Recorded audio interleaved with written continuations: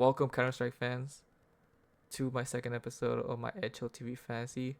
This one's on the IEM Katowice 2025 playing event.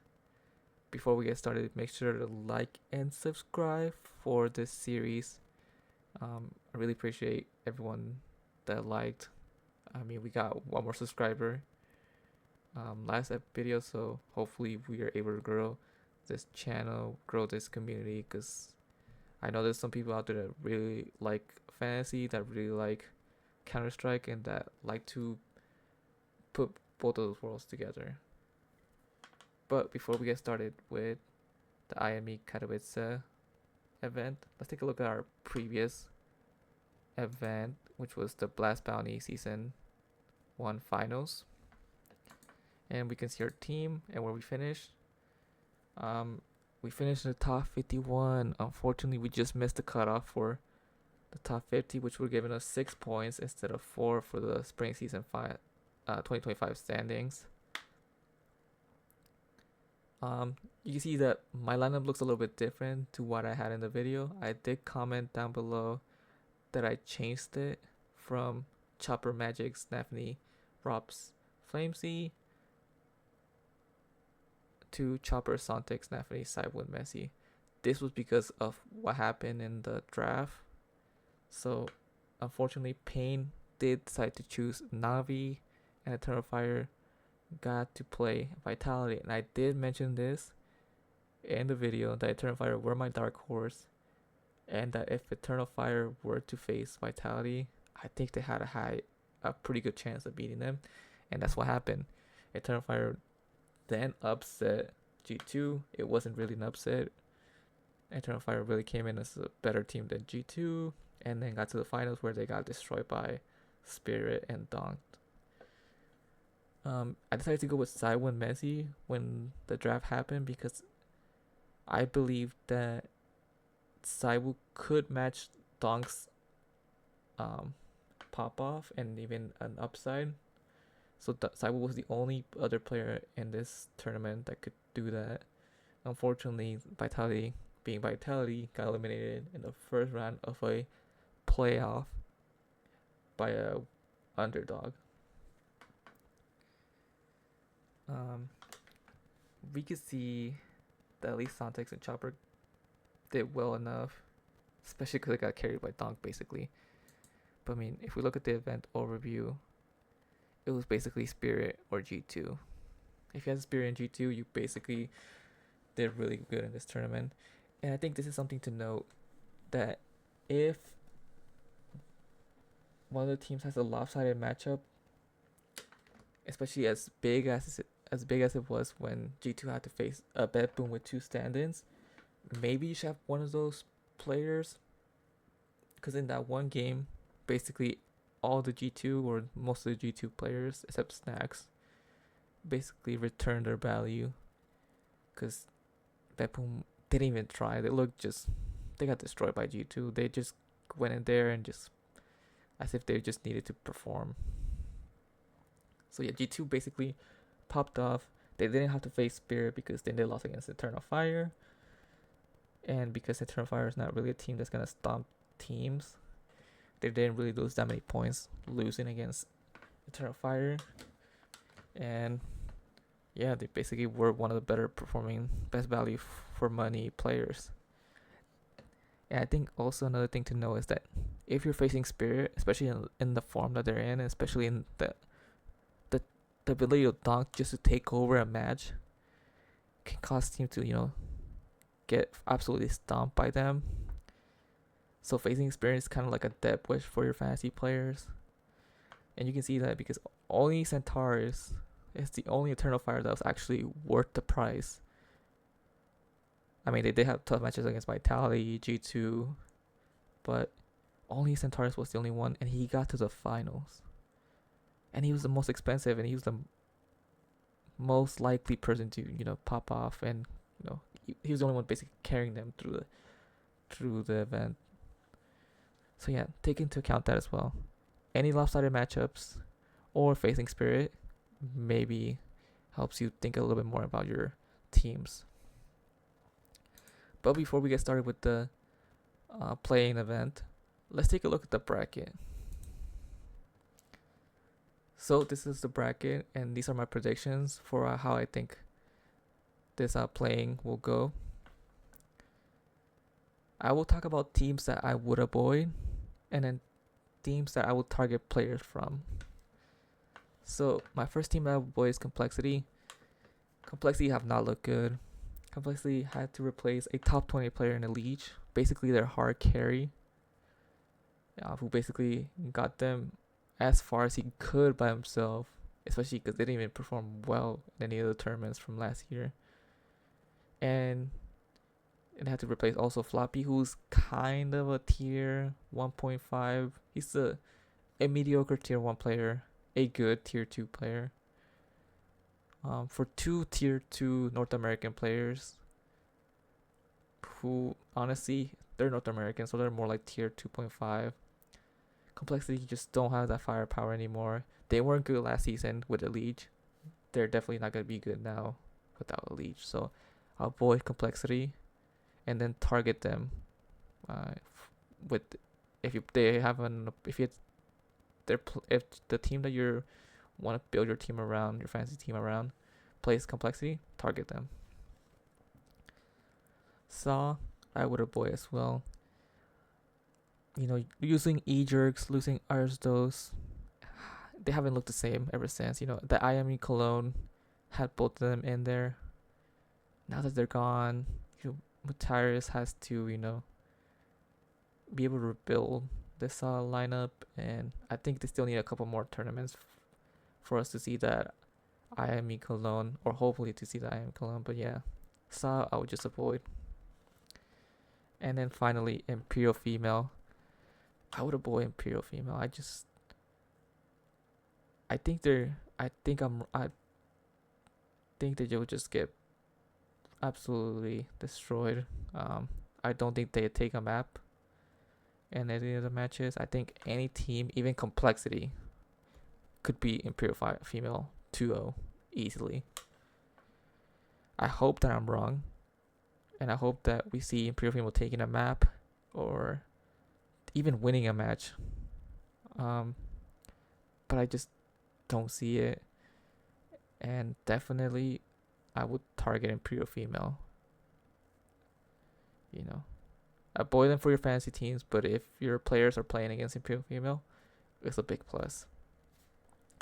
And here are the teams that I think you should target for your fantasy team. First one is Eternal Fire. They're facing Complexity. They should be able to breeze through that. And then they'll probably face one of Liquid or Heroic. They should beat both of them. I think Eternal Fire could come into the season looking really good. If for some case they were to lose against Heroic or Liquid, they get to drop down here, and they'll probably face 90%, actually 95% sure that they'll probably face Wildcard, which they can farm. So Eternal Fire, even if they go 2-1, they should get enough points for their fantasy players. Next would be picking Astralis. They have a good side of the bracket. They have 3 middling teams. 3D Max, FlyQuest, and Mebiar. I don't see any of them beating Astralis. I think Astralis could sweep both of these matches, so picking Astralis is a good option. Next is Pain, another great team that we saw from Blast Bounty. David Deus is a game changer for them. If they get past the Burst Pro, who I'm still iffy on, I do like the players that they have. I just don't like that they have Electronic. I think if you took the players individually, then Burst Pro would be better than Pain. However, when you put them together, it just doesn't really look that good. The roles are a little bit overlapping. And an Electronic IGL is just not a good experiment still. So I think Pain could definitely beat Burst Pro. I think they are the favorites to beat Burst Pro. And then once they face Saw or Gamer Legion, they should win that as well. So Pain, another team you can target. And then finally, Furia. Easy farm against Imperial female. Crossing my fingers that they don't, because I'm rooting for Imperial female. But they should farm Imperial female. Then they get to face either wildcard or big. They'll probably face big. Big, sometimes gives Furia issues. Furia kind of struggle against teams that play more execute Counter Strike against Furia, like more like a team, and they struggle there. But I think Furia with Fallen, they looked a little bit different. They look a little bit more tactically advanced than when they had their old lineup. So I think Furia should win that, and they farm Imperial female, do good enough against big. They should be one of the teams you should target for your fantasy team. So now let's take a look at the players for fantasy. And let's take a look first at the most picked players. So we can see that all 4 teams that I mentioned, Eternal Fire, Furia, Astralis, and Pain, are the most picked players. With Major being the most picked at this time with about like 30% ownership. Snow being a close second. And then you have Xantares, who, Xantares was going to be popular, who had a great performance against Blast Bounty, and also as well as Snow. We see 2 Furia, the cheapest ones, and Fallen Cello, and then we see a couple of Astralis. So when we take that into consideration, let's see individually, team by team, and players. And I will give a recommendation. Players that I like, players that I think are good differentials, and players that I will avoid. So Eternal Fire, I will pick only Major, Xantares, and Woxic. Xantares would be my favorite. He can go crazy against Complexity, and he'll do great against Liquid or Heroic. So Xantares is always a great option. Woxic has that potential to go crazy. Honestly, with Woxic, he doesn't really have a middle ground. He either goes crazy or he, fails completely. So I like Woxic in that regard. Wakeda is a different and interesting differential, but because he's more expensive than Woxic, I'll just go with Woxic. And then Jota, I would just completely avoid. Furia, I would just pick Fallen Cello. I think for Furia, especially, you want to go with 2 players. So Fallen and Cello are the choices that you have to make, or if you want to make. If you want to go a little bit different, Skulls is interesting as well, 205. And even Kisarado. Kisarado is more of that safe pair of hands. He's going to farm against Imperial female. And if he faces any other team, that he'll do good enough, against them that he can still pop off. Furia 218, I would avoid, especially because if you pay an extra K, you can definitely get Kisarado. But Cello and Fallen, my primary favorite ones. Liquid, I would just avoid Liquid, honestly. They're a little bit expensive. They have a tough matchup against Heroic, who they lost to against in Blast Bounty. Then they face Eternal Fire if they are able to beat Heroic. If they lose against Eternal Fire, they do then face Wildcard, which they can farm. But the matches are a little tough. The prices are a little high, so I would just avoid. If you wanted to go with Liquid, maybe JKS and Nerds will be options. Especially Nerds, I think he's shown definitely that upside. Even with just a little bit of sample size, Nerds is still pretty good. But yeah, JKS or Nerds here. Pain. I mentioned Pain last time as well. And I said Davideos because Sierra and Snow. Nothing has changed. Snow is still my favorite. He is definitely worth that price. And I think this is going to be the cheapest. Not the cheapest, but he's definitely going to go in price. You definitely won't see him below 200,000 again. So Snow, that's my favorite here. Then I would say maybe Davideos because he has that carry potential. And biggest threat is solid as well. Astralis. Astralis, definitely do not go Cadian. Do not go Cadian. Having no op has really been a struggle for him. Here I kind of like, well, I like the most is Stab and Stare. I definitely like Stare a lot, especially at 203. Gives you a kind of cheap entry point to a interesting Astralis lineup. I also like Stab at 216.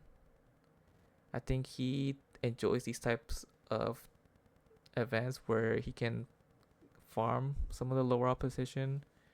It's when he gets to like playoffs or like actual good tier 1 Counter-Strike teams. It's like he struggles.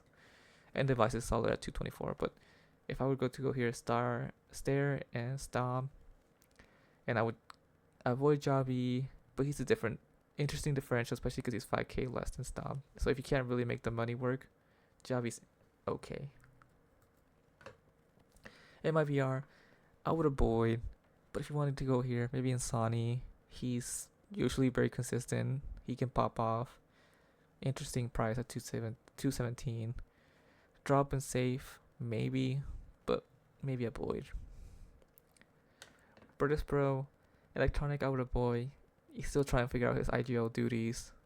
He can't figure out his fragging, so I would avoid. Between Flit and Fame, Flit is better option. Flamus as well is interesting at 210. IC as well. But I would avoid Virtus Pro, maybe Flit, maybe Flamus if you wanted to go here. 3D Max. Gravity is my favorite option. 183 cheap. You know, if you want to go here, Gravity's interesting. He's had some interesting performances recently. Exercise is fine, but other than that, no one else here is interesting. Wildcard, I would avoid all these silver players, but Stanislav is interesting, and here's why. Stanislav, if we were to lose that first matchup against Big, and he is, likely to, especially because he's the underdog against Big, he could face Imperial Female. So against Imperial Female, he would farm, and then he would probably face like Liquid, Heroic, or Eternal Fire in that 1-1 matchup in the lower bracket, and then you can just chicken him out. So you basically take that L against Big, or you hope for that L against Big, take that massive W against Imperial Female, and then just chicken him out against whoever they face in that 1-1 matchup in the lower bracket. So Stanislav 175 is an interesting option there. Heroic wouldn't go here, but if you wanted to, some Pious, Tien 1R are interesting. Wouldn't go X-File, LNC, Junkster.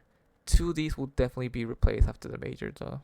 I think this roster is just here in the meantime for Heroic to get that major invite, and once they get past that, they're definitely going to replace at least 2 of these players. Big JDC is interesting. He did really well against Blast Bounty. Crimbo was their most consistent player last year, and hyped, looked interesting, and again in Blast Bounty as well. So these 3 are my favorite options, but JDC at that price is a solid option. Gamer Legion is one of the teams I think will go through. It's my biggest underdog that I think will go through into the next stage of IEM Katowice. And the players that I think you should go for are PR, Res, and Slend. I think if you wanted to double stack this, PR and Slend will be my favorite options, or even Slend and Res. They're so cheap, so they're interesting in that regard. And I think with the coaching that they have, I think they could get through. FlyQuest, I would ignore all of them except for Dexter.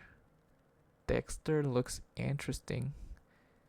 Dexter has some potential. I think FlyQuest are so hot and cold, and Dexter is so hot and cold himself that he can have those pop-up performances.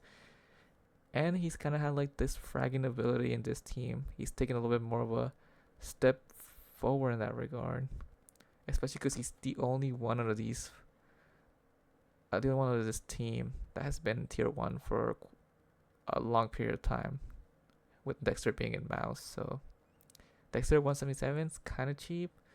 FlyQuest have an outside chance of making it to the next stage. Dexter could do quite well in those games, so we'll see. Dexter's an interesting option. Complexity, completely avoid. Like I said, Saw, completely avoid. And Imperial Female, I would avoid as well. This event is 2 stages. I mean 3 stages, or no, whatever. It's 3 rounds, I would say. Sorry. Last event, it was a single elimination. This event is double elimination, so they'll have to play at least 2 games. And so that could lead to high negative numbers. So like really low scores from them that could actually harm your team more than they could actually help you with the savings that they give you. If you wanted to go with them, then you have to chicken them out against Furia and then hope that they don't get destroyed by Wildcard or Big. And that's a big if. I hope they don't, but they probably will. If you wanted to go with a lineup with them, maybe you can go something like Cat, and then like Xantares, Cello, Skulls, and then a Stair, something like this maybe. Xantares big carry, 2 Furia players, and then Stair who's solid. You can go with this lineup if you want.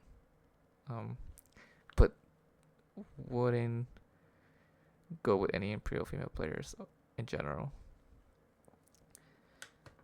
Now I'm going to show you 5 of my drafts that I like the most, going from my 5th best draft to my number 1 draft, and the one that I'm more likely to go with for this event. A little preview is that you definitely want to have 2 Furia players, and all my drafts will have at least 2 Furia players, so something to take note. So there's my 5th favorite draft. This is a Furia stack, so this is, instead of spending cheap in Cello and Fallen, who you'll see in the rest of the drafts, I decided to spend up, get Caserado. Then as my carry, who can, carry me through the Imperial female game, who's gonna pop off in the Imperial female game, and then probably do good enough in the rest of the games. Well, exceptional. Stom, who again I think these kind of events really suit him, especially because he can pop off in that regard. Major, if Eternal Fire go crazy, hopefully Major can get me there with Xantares, behind Xantares. It's kind of like a Donks, like following Donk situation, except it's Xantares. And then a Stanislav, who's a cheapie, who could face Imperial female in that lower bracket. Next, my next team, my 4th best team is a Astralis stack. So Chell and Fallen, you'll see them for the rest of the drafts. And then Stav is there. I think these are my 2 favorite players from Astralis. Stav and Stair, if Astralis go crazy, should both be doing quite well in this. And then I decided to go with the Gamer Legion player and PR. I think Gamer Legion make it to the next stage, so I think PR is a solid option. The only thing I don't like about this draft is the roles.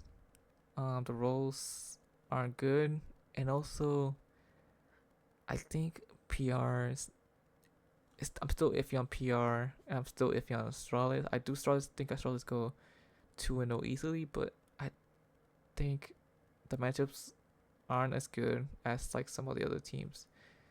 And some of the other teams like Eternal Fire for my third favorite draft with Eternal Fire, Major and Xantares carry, Fallen Cello, who we've seen many times, and then Stanislaw. This could also be Dexter. And there's pros and cons for both Stanislaw and Dexter. Stanislaw, is a more high upside pick in the regard that he could face Imperial Female, he can pop off there, and could basically outperform Dexter. However, Dexter is more consistent, I would say. I think FlyQuest have a higher chance of making it to the next stage. And so Dexter would be an option as well if you want to go in that direction. Stanislaw has better roll and eco-friendly. He basically activates it at 93%. Dexter doesn't really have a good roll. But yeah, Stanislaw is definitely a high upside, high downside, because if they were to beat big, they then face Furia. And if they were to lose that, they don't get that Imperial Female matchup, which is the one that you want the most. So this is my third favorite lineup.